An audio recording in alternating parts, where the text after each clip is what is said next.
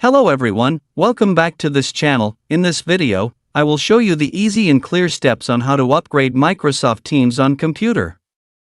So how to upgrade Microsoft Teams on computer?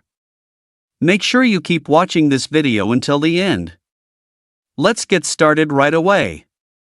Firstly, just go to Microsoft Teams on your computer or laptop. And this is the initial display on Microsoft Teams.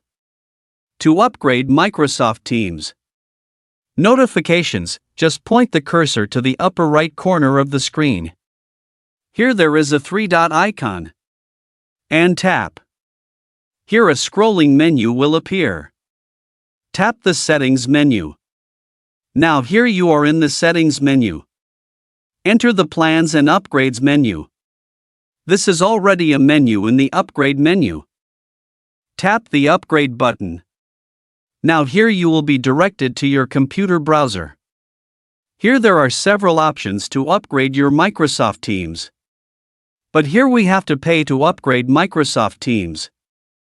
So that's it, the tutorial how to upgrade Microsoft Teams on computer. Thank you for watching. I hope this video is useful. See you in the next video.